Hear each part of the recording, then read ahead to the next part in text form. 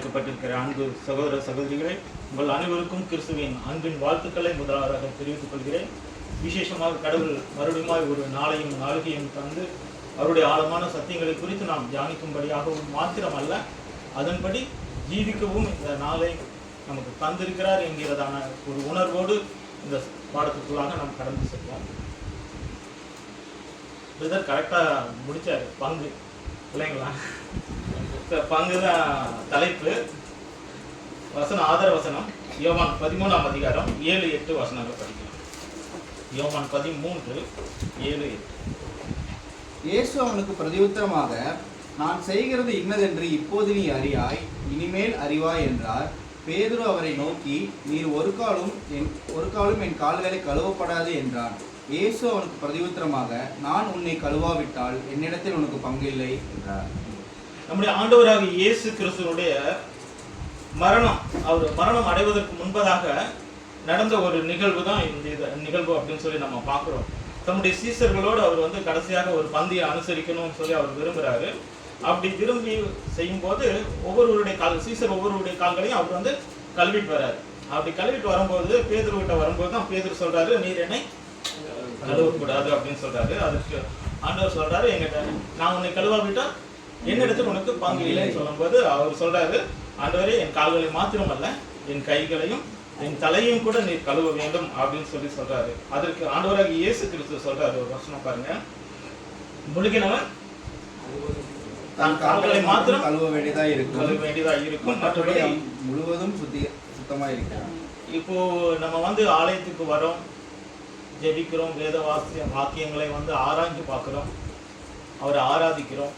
அதே மாதிரி வீட்லேயும் பார்த்தீங்கன்னா ஜெபம் பண்ணுறோம், வேதம் வாசிக்கிறோம், பாடல்கள் வாசிக்கிறோம்.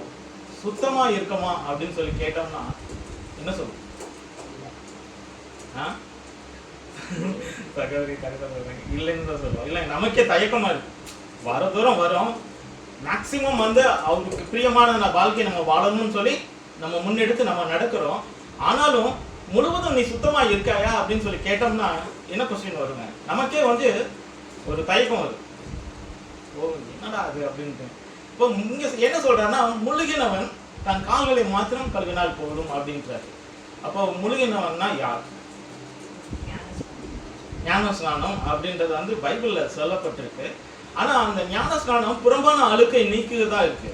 அந்த உள்ளத்தின் அழுக்கை நீக்குவதாக இருக்குதா அப்படின்னு சொல்லி பார்த்தோம்னா அது இல்லை. ஏன்னா புறம்பான ஒரு சுத்திகரிப்பு நம்மை பரலோகத்துக்கு வழி நடத்துமா அப்படின்னு சொல்லி கேள்வி கேட்டோம்னு வச்சுக்கோங்க, நிச்சயமா வழி நடத்தாது என்றுதான் வேதம் சொல்லுகிறது. ஏன்னா மாம்சமும் ரத்தமும் கடவுளுடைய ராஜ்யத்தை சுதந்திரிக்க மாட்டாது என்பதை நாம் அறிஞ்சிருக்கோம். இந்த மாம்சமும் இந்த ரத்தமும் இந்த உடலும் நம்மளை பார்த்தீங்கன்னா அது பரலோக ராஜ்யத்துக்கு போகாது அப்படின்றது வேதம் நமக்கு கிளியரா சொல்லுது.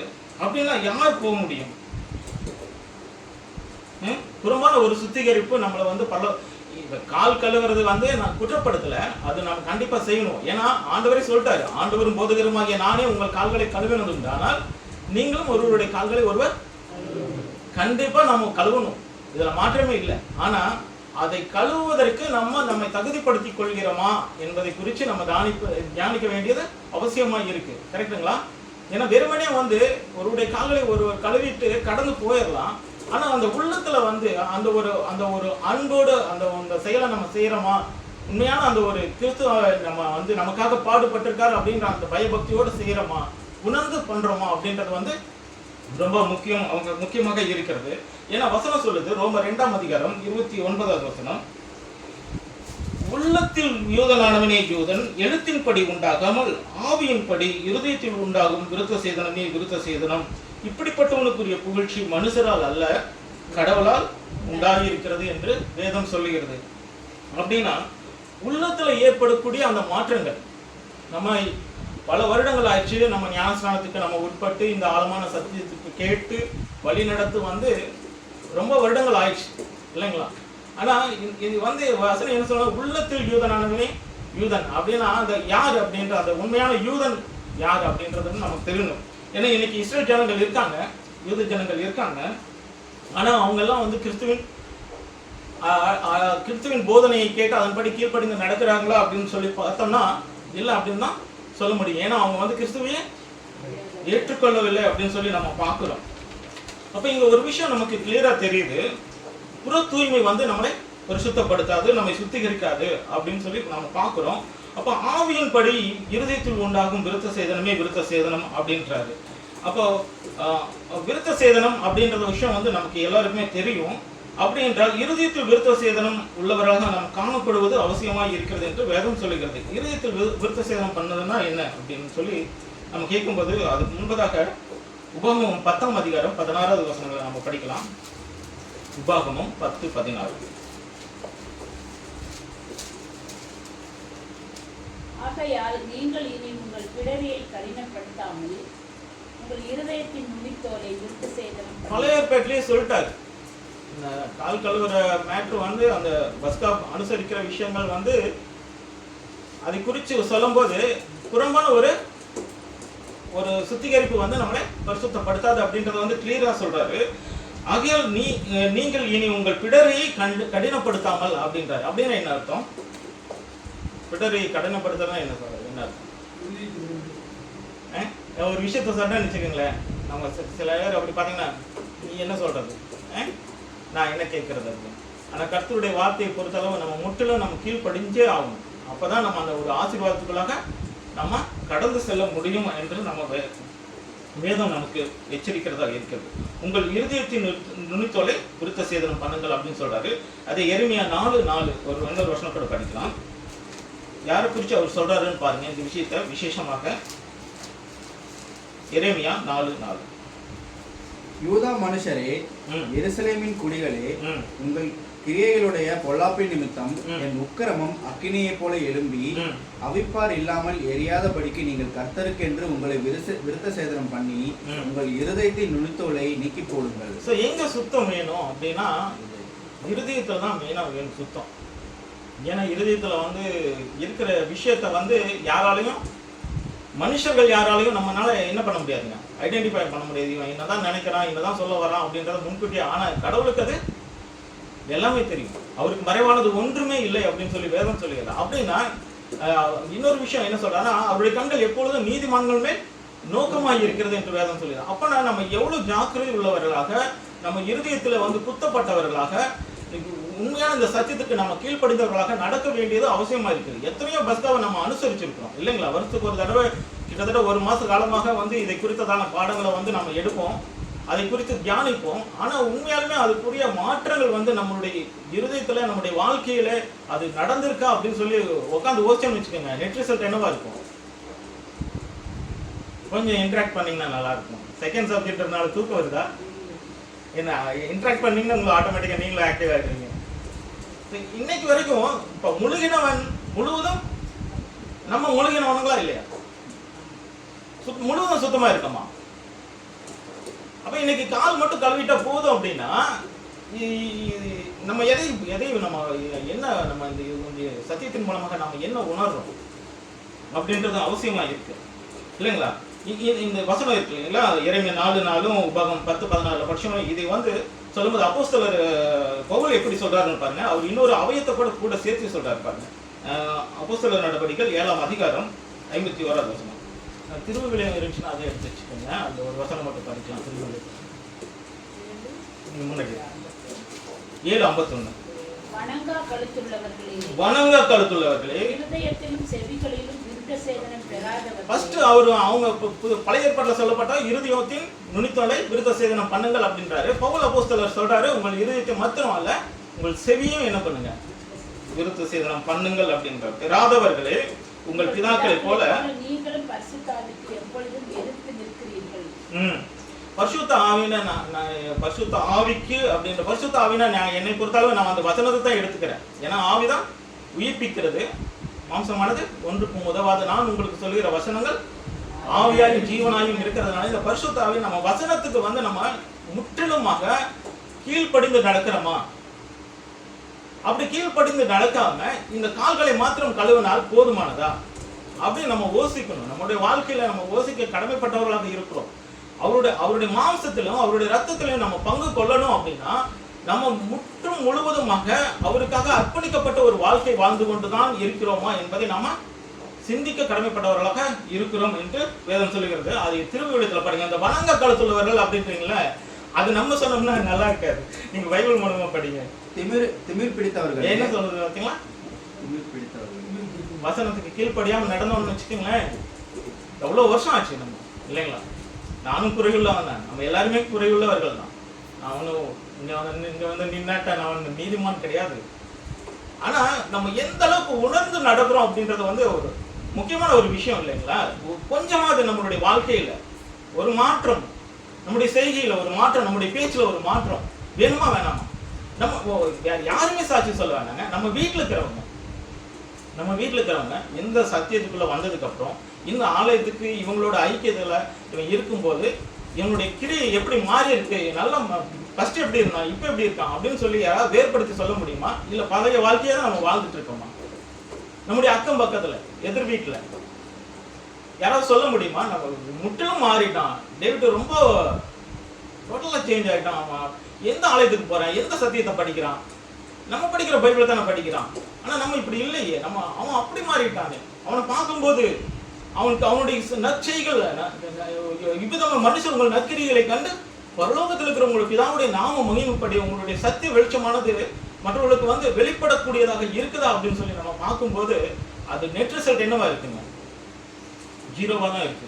இன்னும் எவ்வளவு நாள் தெரியாது. ஏன்னா கால சூழ்நிலைகள் நமக்கு நல்லாவே தெரியுது. சோசியல் மீடியால எல்லாம் நம்ம பார்த்துட்டு இருக்கோம். ஈரான் இஸ்ரேல் போர் நடந்துட்டு இருக்கு, அமெரிக்கா எல்லாமே பண்ணிட்டு இருக்காங்க. ஆல்மோஸ்ட் வந்து உலக போர் தொடங்கி 3ஆம் உலக போர் தொடங்கிருச்சுன்றாங்க. 3ஆம் உலக போர் தொடங்குவதற்கு முன்பதாக அவருடைய ரகசிய வருகை இருக்குன்னு சொல்றாங்க. ஆனா எந்த அளவுக்கு நம்ம ஆயத்தமா இருக்கோம் அப்படின்றத நம்ம சிந்திக்க கடமைப்பட்டவர்களாக இருக்கிறோம். அது படிங்க, அந்த 7:51 படிங்க. திமிர் பிடித்தவர்களே, இறை வார்த்தையை கேட்க மறுக்கும் செவியும் ஏற்க மறுக்கும் உள்ளமும் கொண்டவர்களே, உங்களுடைய மூதாதையரை போல நீங்களும் தூய ஆவியாரை எப்போதும் எதிர்க்கிறீர்கள். தூய ஆவியாரை எப்பொழுதும் நம் பிதாவாகி கடவுளுக்கும் சரி ஆண்டவராக இயேசு கிறிஸ்துவுக்கும் நாம் எதிர்த்து நிற்கிறவர்களாக இருக்கிறோம். எப்பொழுது அப்படின்னு சொல்லி கேட்டீங்கன்னா, இந்த கர்த்தருடைய வார்த்தைக்கு நாம் கீழ்ப்படியாமல் நடக்கும்போது நம்மை திமிர் பிடித்தவர்கள் என்று வேதம் சொல்லுகிறதை நம்ம பார்க்கிறோம். ஸோ வசனத்தின்படி வசனத்தின்படி தான் நம்ம ஒவ்வொருவரும் ஒவ்வொருவருடைய பாதத்தை நம்ம கழுவுறோம். ஆனா ஒரு வித்தியாசம் இருக்கு. அவர் பரிசுத்தர், அவர் சீசருடைய கால்களை கழுவினார், பாவிகளுடைய காலை கழுவினார். நம்ம எல்லாரும் பாவிகள் இன்னொரு பாவி காலை கழுவுறோம். இது இது இது இது எப்படி இருக்கு கொஞ்சம் சிந்திச்சு பாருங்க. அவர் சொல்லிட்டார் பிரதர், அதுல நான் ஆராய்ச்சிலாம் பண்ணல, நானும் தான் ஆராய்ச்சிலாம் பண்ணேன். இயேசு சொல்லிட்டார், இயேசுவானவர் சொல்லிட்டார், கழுவுன்ட்டார், அவ்வளவுதான், கழுவிட்டு போறோம். ஆனா இது மட்டும் போதுமானதா அப்படின்றத நம்ம சிந்திக்க கடமைப்பட்டவர்களாக இருக்கிறோம். என்னன்னா வசனம் சொல்லுது பாருங்க, கலாத்தியர் 5ஆம் அதிகாரம் 6வது வசனம். கலாத்தியர் 5:6.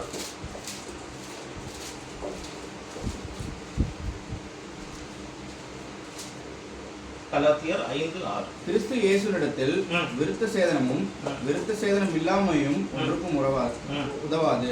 அன்பினால் கிரியை செய்கிற விசுவாசமே உதவும். முழுவதும் முழுகினவன் தன் கால்களை மாத்திரம் கழுவினால் போதும் அப்படின்னு சொல்றாங்க. நம்ம வந்து ஒரு வசனம் கூட படிக்கலாம், நான் அது எடுத்துட்டு வரல. மத்திய 3ஆம் அதிகாரம் நினைக்கிறேன், 3வது அதிகாரம் 8வது வசனம் பாருங்க. ஏன்னா ஞானஸ்நானம் வந்து அது வந்து நம்ம எடுத்துட்டோம், அதுதான் முழுகினவன் அப்படின்றது வந்து வேதம் சொல்லுகிறது. அது மட்டும் நமக்கு போதுமானதா அப்படின்னு சொல்லி படிக்கும்போது பரிசேயர்களும் சதுசேயர்களும் அநேகர் தன்னிடத்தில் ஞானஸ்நானம் பெற்று வருகிறதை கண்டு, விரைப்பாம்பு குட்டிகளே, தம்பி படிக்கிறாரு, வரும் கோபத்துக்கு தப்பிக்கொள்ள உங்களுக்கு வகை காட்டினவன் யான், மறந்திருவதற்கு ஏற்ற கனிகளை கொடுங்கள். இங்க என்ன சொல்றாரு? பரிசேயரும் சதுசேயரும் அநேகர் தன்னிடத்தில் ஞானஸ்நானம் பெறும்படி வருவதை கண்டு, விரியன் பாம்பு குட்டிகளே, வரும் கோபத்துக்கு தப்பித்துக் கொள்ள உங்களுக்கு வகை காட்டு. ஒரு பெரிய கோபம் வருது, ஒரு பெரிய ஒரு இருளான ஒரு நாள் வரப்போகுது. அந்த நாளுக்கு தப்பிச்சு கொள்றதுக்கு உங்களுக்கு நீங்க ஞானஸ்நானம் எடுத்துட்டீங்கன்னா போதுமானதுன்னு சொல்லி அப்பவே யாரும் தவற உபதேசம் பண்ணிருக்காங்க. அதான் செம டென்ஷன் ஆகி அது யோவான் சொல்றாரு, விரியன் பாம்பு குட்டிகளே அப்படின்னு சொல்லிட்டு. அப்ப அடுத்த வசனம் சொல்றாரு, மனம் திரும்புதலுக்கு ஏற்ற கனிகளை கொடுங்கள். உண்மையாலுமே இந்த சத்தியத்துக்குள்ள வந்துட்டோம் அப்படின்னா அதுக்கு ஏற்ற கனிகளை நம்ம கொடுக்காம வெறும் முழுகினதுனால ஒரு பிரயோஜனமும் இல்லை அப்படின்னு தான் வேதம் சொல்லுது. அது வந்து புறமான ஒரு நம்முடைய தேகத்தில் இருக்க அழுக்கை தான் நீக்குமே ஒழிய உள்ளத்தின் அழுக்கை நீக்குவதாய் அது இராது என்று வேதம் சொல்லுகிறதா இருக்கு. ஸோ நம்ம வந்து வெறுமனே படிச்சுட்டு கடந்து போகிறவர்களாக அல்லாமல் இந்த வார்த்தையின்படி ஜீவிக்கக்கூடிய பிள்ளைகளாக நம்ம காணப்பட வேண்டும் என்பதை கர்த்தர் நம்மிடத்தில் எதிர்பார்க்கிற ஒரு விசேஷமான காரியமாக இருக்கு. கலாத்தியர் 5:13 அதுலயே 5:13 சகோதரரே, நீங்கள் சுயாதீனத்திற்கு அழைக்கப்பட்டீர்கள். இந்த சுயாதீனத்தை நீங்கள் மாம்சத்திற்கு ஏதுவாக அனுசரியாமல் அன்பினாலே ஒருவருக்கொருவர் ஊழியம் செய்யுங்கள். பாத்தீங்க, மாம்சத்திற்கு ஏற்றபடி நீங்கள் அனுசரியாமல் அன்பினால் ஒருவருக்கொருவர் ஊழியம் செய்யுங்கள் அப்படின்னு சொல்றாரு. அன்பு வந்து பிரதானம் இல்லைங்களா? அன்பே பிரதானம் சொல்லி நம்ம பாடுறோம். இந்த அன்பு இல்லை அப்படின்னா ஒண்ணுமே இல்லை. நம்ம கர்த்தருடைய வார்த்தையை நம்ம வந்து ஃபாலோ பண்ணவே முடியாது. ஏன்னா அந்த அன்பு உள்ளம் தான். ஏன்னா அவர் வந்து தன்னுடைய ஒரே பேரான குமாரனை நமக்காக கொடுத்தாரு. அது வந்து அன்பின் பூரண வெளிப்பாடு இல்லைங்களா? அன்கண்டிஷனபிள் லவ்னு சொல்லுவாங்க. பேரன்பு, சாதாரண அன்பு இல்லை, பேரன்பு. ஏன்னா நம்ம வந்து அநீதி உள்ளவர்கள், குற்றவாளிகள் என்றும் தெரிந்து, பாவிகள் என்றும் தெரிந்து நமக்காக தன்னுடைய ஒரே பேரான குமாரனை கொடுக்கிறார் அப்படின்னா, அதே மாதிரி குமாரனும் நமக்காக வந்து தன்னுடைய ஜீவனை கொடுக்க அவரும் முன் வந்தார் அப்படின்னா அந்த ரெண்டு அன்பு இருக்கு இல்லைங்களா? அதுக்கு வந்து ஈடு இணை இல்லை. நம்ம அவரை ஃபாலோ பண்ற நம்மளும் அதே அன்புள்ளம் கொண்டவர்களாக நம்ம காணப்படுவது அவசியமா இருக்கு. அந்த ஒரு சிந்தையோடையே வந்து எப்பொழுதும் இருக்கணும். அதை நம்முடைய வாழ்நாள் முழுவதுமாக கடைபிடிக்க வேண்டும் என்று வேதாகமத்தில் நமக்கு எச்சரிக்கிறதா இருக்கிறது. கலாத்தியர் 5:16 படிங்க. பின்னும் நான் சொல்லுகிறது என்னவென்றால், ஆவிக்கேற்றபடி நடந்து கொள்ளுங்கள், அப்பொழுது மாம்ச இச்சை நிறைவேற்றாதிருப்பீர்கள். ஆவிக்கேற்றபடி நடந்து கொள்ளுங்கள் அப்படின்னா நமக்கு நல்லா புரியுது இல்லைங்களா? என்னது ஆவிக்கேற்றபடி நடந்து கொள்ளுங்க? வசனத்தின்படி நடந்து கொள்ளுங்கள், அவ்வளவுதான். வசனத்தின்படி நடந்து கொள்ளுங்கள். ஏன்னா அதுதான் நம்முடைய மாம்ச இச்சையை வந்து நிறைவேற்றாது இருக்கும். அது அது அது உள்ள போச்சுன்னு வச்சுக்கோங்களேன். அந்த ஜீவ தண்ணீர் உள்ள போகும்போது அந்த உள்ளான மனுஷன் இருக்காங்களா, பழைய மனுஷன், அவன் நம்மளை விட்டு போக முடியும். புதிய மனுஷனை நாம் தரித்து கொண்டவர்களாக, புதிய மனுஷனாக கிறிஸ்துவை நம்ம வந்து நம்முடைய வாழ்க்கையில வெளிப்படுத்தக்கூடிய பிள்ளைகளாக நம்ம காணப்படுவோம் அப்படின்னு சொல்லி வேதம் சொல்லுகிறது. அதுல 17வது வசனம் வந்து பாத்தீங்கன்னா, மாம்சம் ஆவிக்கு விரோதமாகவும் ஆவி மாம்சத்துக்கு விரோதமாகவும் இச்சிக்கிறது. நீங்கள் செய்ய வேண்டும் என்று இருக்கிறவர்களை செய்யாதபடிக்கு இவைகள் ஒன்றுக்கொன்று விரோதமாக இருக்கிறது அப்படின்னு சொல்லி சொல்றாங்க. நம்மளால உண்மையாலுமே நம்ம வந்து வருத்தப்படுறோமா இல்லையா?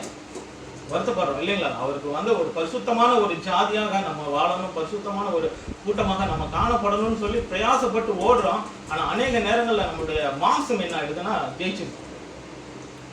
அதனாலதான் நம்ம என்ன பண்ணோம், தினந்தோறும் நீங்க வேதம் வாசிங்க, அது ஜெபம் பண்ணுங்க, எனக்கு அதுக்கு உண்டான பெலனை தாங்கன்னு சொல்லி நம்ம வந்து இது ரொம்ப இம்பார்ட்டன்டான ஒரு விஷயம். ஒரு மனுஷன் ஜீவிக்கிறதுக்கு ஒரு இடத்துல நான் இது கேள்விப்பட்ட ஒரு விஷயம், நம்ம ஜீவனோட இருக்கணும்னா உள்ள காத்து உள்ள இழுக்கிறோம் இல்லைங்களா? உள்ள இழுக்கிறதும் வெளியே விடுறதும் எந்த அளவுக்கு வந்து உண்மையோ, எந்த அளவுக்கு வந்து ஒரு நிதர்சனமோ, எந்த அளவுக்கு அது தேவையோ, அதே போல நம்முடைய வாழ்க்கையில இந்த வசனத்தை படிப்பதும் ஜெபிப்பதும் நமக்கு அவசியமா இருக்கு. நம்ம காத்து வெளியே விடல, உள்ள இழுக்கல அப்படின்னா என்ன ஆயிடுவோம்? மரணம் அடைஞ்சிடும், செத்துவோம். ஸோ அதே மாதிரி நம்ம ஜீவனோட இருக்கணும் அப்படின்னா இந்த வேதத்தை நம்ம அனுதினமும் வாசிக்கணும், தியானிக்கணும். அதன்படி நாங்கள் வாழ எங்களுக்கு பலன் கொடுங்கன்னு சொல்லி அவர்கிட்ட சரண்டர் ஆகணும். அதுதான் முக்கியம். ஏன்னா நம்மளுடைய பலத்தினால் இது கூடாத காரியம். அவருடைய ஆவியினால் எல்லாம் ஆகும் என்று சொல்லப்பட்ட அப்படின்னால அவருடைய ஆவிக்கு, அவருடைய பலத்திற்கு நம்ம முற்றிலுமாக நம்மை ஒப்பு கொடுக்க கடமைப்பட்டவர்களாக இருக்கிறோம் அப்படின்னு சொல்லி வேதம் சொல்லுகிறது. இப்போ நம்மளுடைய இறுதித்துல மாம்சத்துல நிறைய விஷயங்கள் வந்து வெளிப்படையாக இருக்குது. அந்த விஷயங்கள் வந்து நமக்கு என்னன்னு தெரியும். பட் இருந்தாலும் ஒரு தடவை நம்ம இங்க ரீட் பண்ணிடலாம். கலாத்தியர் 5:19 வசனம். மாம்சத்தின் கிரியைகள் வெளியரங்கமாய் இருக்கின்றன. அவையாவன விபச்சாரம், வேசித்தனம், அசுத்தம், காமவிகாரம்,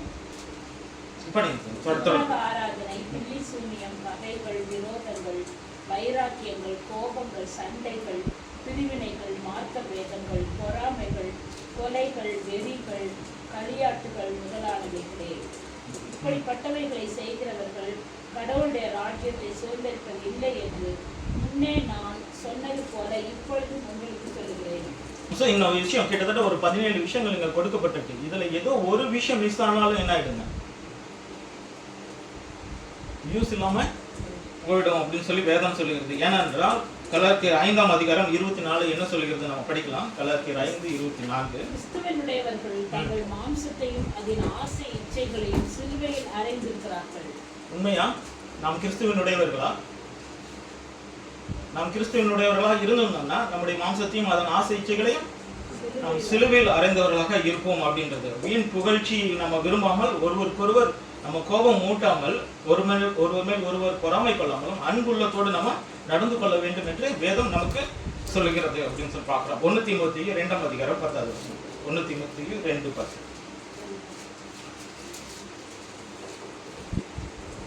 தகுதியான வஸ்திரத்தினாலும் நாணத்தினாலும் தெளிந்த புத்தியினாலும் தேவ பக்தி உள்ளவர்கள் என்று சொல்லிக் கொள்ளுகிற ஸ்திரீகளுக்கு ஏற்றபடியே நற்கிரியைகளினாலும் தங்களை அலங்கரிக்க வேண்டும். எது நமக்கு அலங்காரமா இருக்கணும் அப்படின்னு சொல்லி வேதம் சொல்லுகிறது?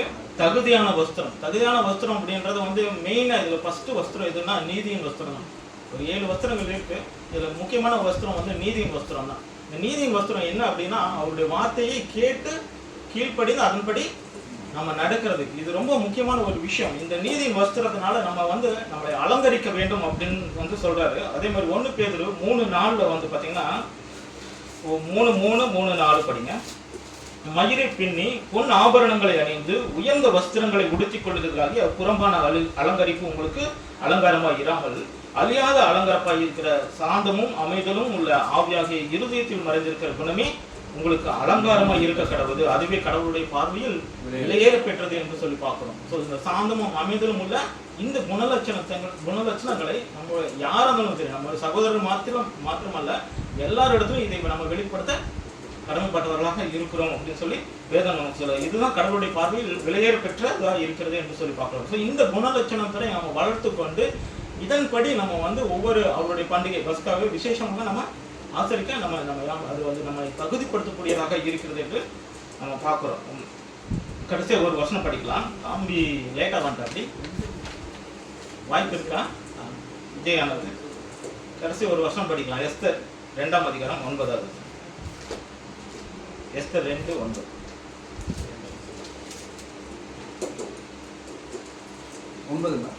அந்த பெண் அவன் பார்வைக்கு நன்றாயிருந்ததினால் அவளுக்கு அவன் கண்களிலே தயை கிடைத்தது.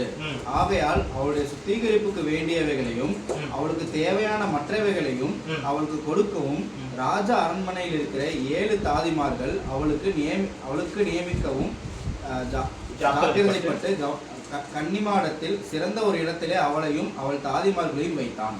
இந்த இடம் உங்களுக்கு புரியும் நினைக்கிறேன். இந்த எஸ்தர் சப்ஜெக்ட். எஸ்தருக்கு ராஜாவுடைய பார்வையில என்ன கிடைச்சதுங்களா?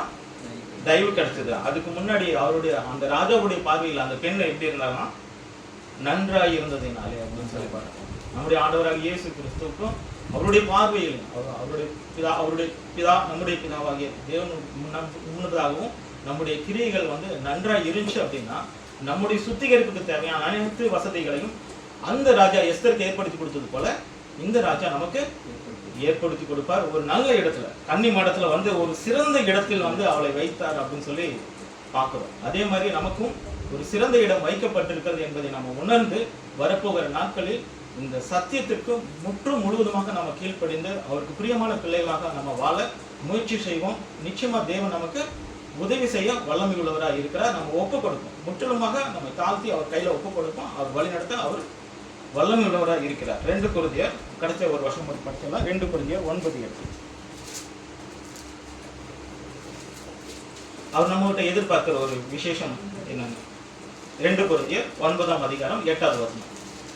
மேலும் நீங்கள் எல்லாவற்றிலும் எப்பொழுதும் சம்பூர்ணமுடையவர்களாயும் சகலவித நற்கிரியைகளிலும் பெருகுகிறவர்களாயும் இருக்கும்படியாக கடவுள் உங்களிடத்தில் சகலவித கிருபையையும் பெருக செய்ய வல்லவராய் இருக்கிறார். நிச்சயமா சகல விதமான நற்கிரியைகளை அவர் நம்மிடத்துல பெருக செய்ய அவர் வல்லவராய் இருக்கிறார். நம்ம ஒப்பு கொடுத்து முழுவதுமாக நம்ம அவருக்கு கீழ்ப்படிந்து நடக்கும்போது இந்த பண்டிகையை நம்ம அனுசரிக்க தகுதி உள்ளவர்களாக காணப்படுவோம் என்பது நிச்சயமாக இருக்கிறது. தேவன் தாமே இந்த இறைவார்த்தைகளை நமக்கு ஆசீர்வாதமாக தருவாராக. ஆமென்.